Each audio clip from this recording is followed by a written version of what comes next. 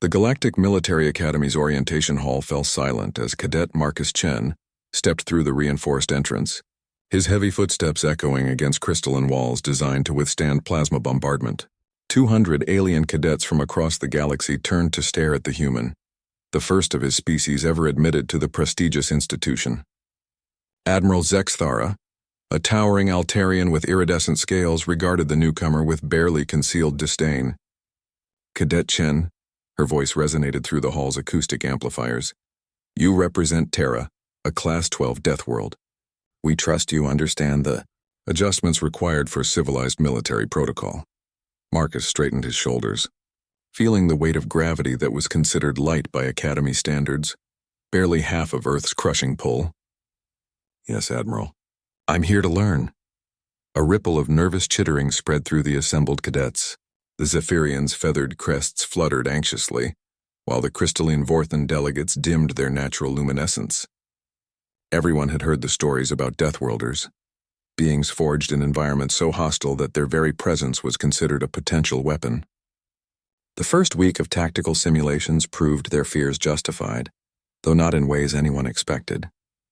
During the zero-gravity maneuvering exercise, designed to test spatial awareness in 3 dimensions, Marcus moved with an intuitive grace that confounded his instructors. While other cadets struggled with the basic physics of momentum transfer, the human seemed to anticipate and counteract every force vector with minimal effort. "How?"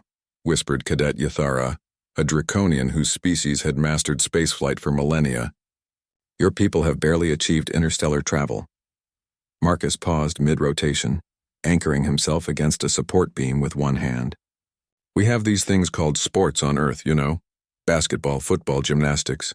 Moving in 3 dimensions while tracking multiple objects and predicting trajectories." He shrugged. "Basic stuff." The collective intake of breath from nearby cadets was audible even in vacuum suits. By the second week, the Academy's carefully structured hierarchy began showing cracks.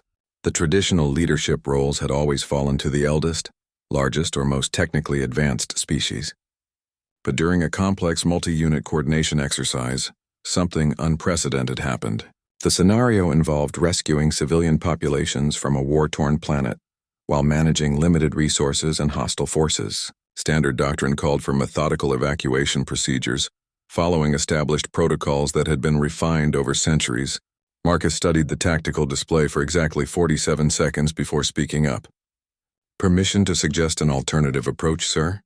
Commander Veltar, a distinguished Centaurian with centuries of military experience, barely glanced up from his strategic calculations. "Proceed, Cadet. We're thinking about this wrong.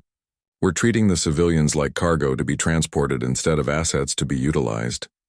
Marcus stepped forward, his fingers dancing across the holographic interface.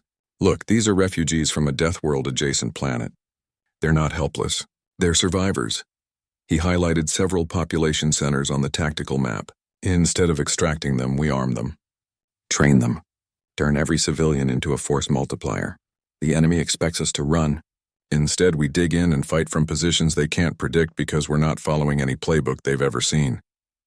The simulation room fell deadly quiet. What Marcus was suggesting violated every principle of civilized warfare. Using civilian populations as combatants was considered barbaric by galactic standards. Commander Veltar's mandibles clicked thoughtfully. "Run the simulation, Cadet." The results were devastating for the enemy forces. Marcus's strategy turned the rescue mission into a grinding, asymmetrical nightmare for the attacking fleet. Civilian populations, organized into guerrilla cells and supplied by the Academy forces, created a web of resistance that steadily eroded enemy capabilities while protecting the non-combatants more effectively than any evacuation could have managed. When the simulation ended, the silence stretched for nearly a full minute. "This is..." Commander Veltar's voice carried a note of something that might have been awe, unprecedented, and completely contrary to all established military doctrine. "Yes, sir," Marcus replied evenly. "That's kind of the point." The third week brought the Academy's ultimate challenge, the Kobayashi Maru scenario, a no-win situation designed to test character under impossible circumstances. For 3 centuries, cadets had faced variations of the same basic premise: save the ship, lose the civilians, or save the civilians, lose the ship. Marcus read the scenario parameters once, then began modifying the simulation settings. Cadet! Admiral Zexathara's voice cracked like a whip. The parameters are not negotiable. I'm not changing the parameters, Admiral. Marcus's fingers moved with practiced efficiency across the control interface. I'm changing the assumptions.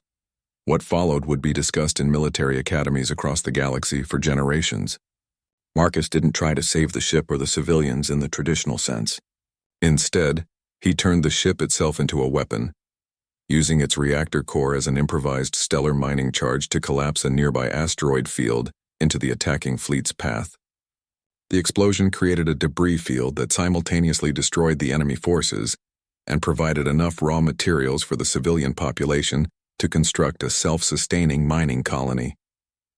You turned a rescue mission into a colonization effort, whispered Cadet Threndar, a Vulcarian whose species prided itself on logical thinking. Sometimes the best way to save someone isn't to take them somewhere safe, Marcus replied. Sometimes it's to make where they are safer. The Academy's response was swift and unprecedented. Within days, the entire curriculum was being revised. The centuries-old tactical doctrines that had served the galaxy well in conventional conflicts were suddenly being questioned by instructors who had never considered that there might be alternatives to established military wisdom. Marcus found himself at the center of a paradigm shift that no one had anticipated. His human perspective, shaped by a species that had spent millennia adapting to an actively hostile environment, brought solutions that were simultaneously obvious and revolutionary. By graduation, half the Academy's traditional war games had been replaced with scenarios based on human military history. The concept of total war, previously considered a theoretical impossibility by civilized species, was now being studied as a legitimate strategic option for extreme circumstances. Admiral Zexathara approached Marcus during the graduation ceremony, her expression unreadable. Cadet Chen, in my 4 centuries of military service, I have never seen anything quite like your perspective on tactical challenges. Marcus straightened to attention. Thank you, Admiral. I didn't say it was a compliment, she replied, though her tone carried a note of grudging respect. Your species approaches warfare like it's a survival mechanism rather than a political tool. Because for us it is, Marcus said simply. We didn't get to choose the easy path, Admiral. Earth made sure of that. The Admiral's scales shifted to a deeper hue, a sign of contemplation among her species. Perhaps that's exactly what the galaxy needs right now. Someone who understands that sometimes survival requires thinking beyond the comfortable boundaries of civilization.